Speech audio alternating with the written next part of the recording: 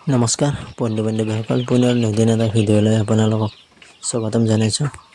বন্ধু বান্ধৱীসকল, এইখিনি হৈছে মোৰ সোণালী মুৰ্গীৰ পোৱালি আৰু ইহঁতৰ বয়স বৰ্তমান আজি 1 মাহ কমপ্লিট হৈছে, 30 দিন হৈছে আৰু বৰ্তমানলৈকে মোৰ ইহঁতৰ নামত দানা বৰ্তমান 90 কিলোমান দানা বৰ্তমান গৈছে। গতিকে আৰু মোটামুটি আৰু 1 কুইণ্টেল আৰু 1.5 কুইণ্টেল দানা যাব বিক্ৰী কৰালৈকে। আৰু 1.5 কুইণ্টেল দানাত কমচে কম ইহঁতৰ ওজন হ'ব 600 বা 700, হয়তো দুই এটা 750 বা 800 মাৰিব পাৰে। কিন্তু 2 মাহ বয়সত ইহঁতৰ ওজন 600-700 হয় আৰু সেইকাৰণে মই 2 মাহ বয়সতে ইহঁতক বিক্ৰী কৰি দিওঁ। কেতিয়াবা 10 দিন 5 দিন দেৰি হয়, এনে কিন্তু 2 মাহত বিক্ৰী কৰিব পৰা হৈ যায়।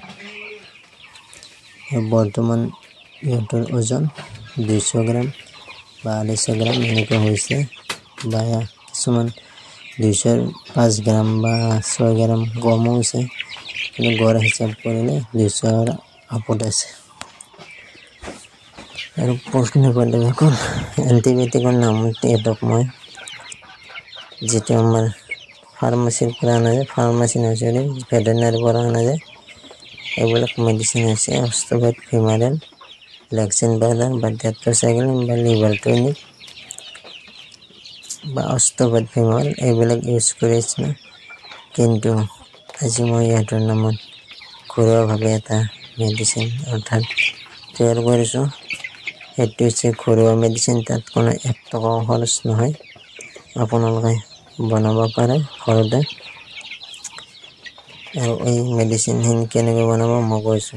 1 দিনত বেমাৰ নহয়, প্লাছ ভেটেনাৰীৰ পৰা একো মেডিচিন কিনিব নালাগে এইটো কাম কৰিলে, কাৰণ মই যোৱাকালিৰ পৰা এই কামটো কৰিছোঁ।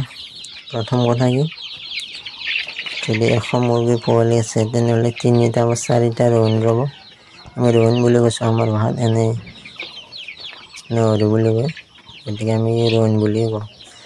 আৰু পিঁয়াজ ল'ব, কমচে কম 5-6টামান পিঁয়াজ ল'ব, 100 মান। তাৰপিছত কেঁচা হালধি মোটামুটি 100 গ্ৰাম নালাগে, তথাপিও 50 গ্ৰামমান হ'লেও হ'ব।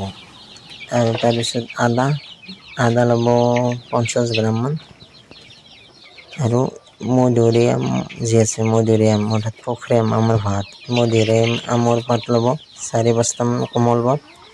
আৰু গোটাইখিনি কি কৰিব, মিক্সিত পিচি ল'ব ধুনীয়াকৈ।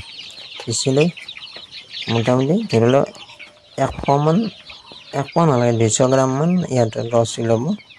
একদম পিচি কিনে সিঠাটো পেলাই 200 গ্ৰামমান ৰস ওলাই, সেই ৰসটো পানীৰ লগত, অৰ্থাৎ পানী দিয়া বাচনত মোটামুটি 2 লিটাৰ 4 লিটাৰমান পানী বা 5 লিটাৰমান পানী সেই মুৰ্গীকেইটাক খাব দিব। আৰু খাব দিয়াৰ আগতে কমচে কম 2 ঘণ্টা আগত যিটো পানী দিয়া বাচন, সেই পানী দিয়া বাচনটো চাইড কৰি থ'ব, যাতে সিহঁতৰ পিয়াহ লাগে। আৰু এই মেডিচিনখিনি দিয়াৰ লগে লগে গোটেইকেইটা মুৰ্গী তাৰমানে খাব পায়।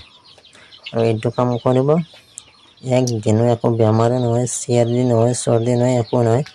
সদায় কৰিব নালাগে, সপ্তাহত এদিন ইউজ কৰক, এটা টাইম ইউজ কৰিলেই হ'ল। আপোনাৰ পুৰা সুস্থ থাকিব মুৰ্গীবিলাক। আৰু এইটো হৈছে একদম সহজ ঘৰুৱা পদ্ধতিত মেডিচিন, ইয়াত কোনো এণ্টিবায়'টিক নালাগে। এই কামখিনি যদি আপোনালোকে কৰে তো কোনো প্ৰব্লেমেই নাই, আপোনালোকে কৰিব পাৰে, কাৰণ মই যোৱাকালিৰ পৰা কৰিছোঁ। এই কৰাখিনি মই আপোনালোকক দেখুওৱা নাই এইটো কাৰণে, কাৰণ মই কেমেৰা সেই টাইমত অন কৰা নাই, যোগাৰখিনি কৰিছোঁ, মিক্সিত মাৰিছোঁ আৰু ধুনীয়াকৈ দিছোঁ। গতিকে আপোনালোকে লোকেল মুৰ্গী যদি কাৰোবাৰ আছে সেইটো কৰিব পাৰে। আৰু বন্ধু বান্ধৱীসকল, আজিৰ ভিডিঅ'টো এইখিনি আছিল। যদি ভিডিঅ'টো চাই কিবা এটা শিকিম বুলি ভাবিছে তেনেহ'লে চেনেলটো ছাবস্ক্ৰাইব কৰিব আৰু লাইক, কমেণ্ট, শ্বেয়াৰ এনে কৰি দিব। থেংক ইউ, জয়।